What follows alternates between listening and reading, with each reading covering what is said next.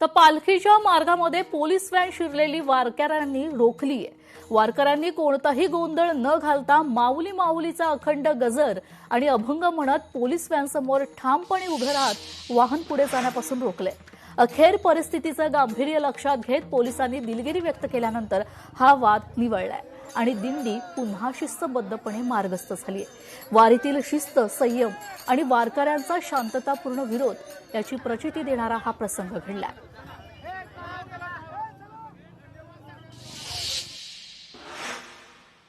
विठुरायाचा पलंग काढलाय। आजपासून देवाचं 24 तास दर्शन सुरू आहे। आषाढी यात्रेला येणाऱ्या भाविकांना विठ्ठल रुक्मिणी मातेचे जलद आणि सुखद दर्शन मिळावं यासाठी आजपासून परंपरेप्रमाणे विठुरायाचा पलंग काढला आहे। पलंग काढल्यानंतर विठुरायाला लोड दिलाय। त्यामुळे आजपासून श्री विठ्ठल रुक्मिणी मातेचे भाविकांना 24 तास दर्शन मिळणार आहे। या काळात कसा असणार आहे विठुरायाचा राजोपचार आणि नित्य उपचार याबाबत श्री विठ्ठल रुक्मिणी समितीचे सहअध्यक्ष हरिभक्त पारायण गहिनीनाथ महाराज औसेकर यांच्याकडून जाणून घेतले आमचे प्रतिनिधी अभिराज उबाळे यांनी। पाहूयात। आषाढी यात्रेच्या पार्श्वभूमीवर श्री विठुरायाचं 24 तास दर्शन आजपासून सुरू होणार आहे। विठ्ठल रुक्मिणी मंदिर समितीचे सहअध्यक्ष हबप गहिनीनाथ महाराज औसेकर आहेत। महाराज, आजपासून 24 तास दर्शन सुरू होतंय, कसा इथून पुढचा कार्यक्रम असणार आहे? आषाढी कार्तिकी विसरू नका मज सांगत असे गुज पांडुरंग।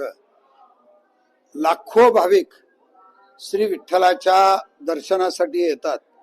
श्री विठ्ठल व माता रुक्मिणी वाट पाहे उभा भेटीची आवडी, कृपाळू तातडी उताविळ। येत्या 25 तारखेला एकादशी असल्या कारणाने आता कमीत कमी 20 ते 22 लाख लोक श्री क्षेत्र पंढरीस येतील असा अंदाज आहे।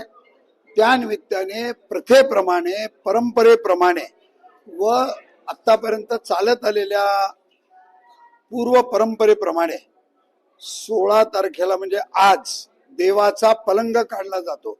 पलंग काढणे म्हणजे काय? पलंग काढला की देवाला लोड दिला जातो।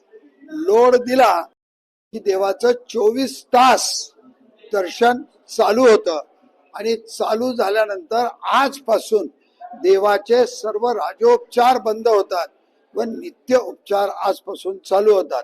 राजोपचार बंद होतात म्हणजे सकाळी एक मंदिर समितीच्या वतीने एक महापूजा होते, त्यानंतर देवाला नैवेद्य दाखवला जातो, त्यानंतर संध्याकाळी 8:45 वाजता गंधाक्षतेचा कार्यक्रम असतो आणि जवळजवळ 22 तास 15 मिनिट देव हा भक्तांना दर्शन देण्यासाठी हा उभा असतो आणि म्हणून जास्तीत जास्त लोकांचं दर्शन व्हावं हीच त्यामागची भावना आहे।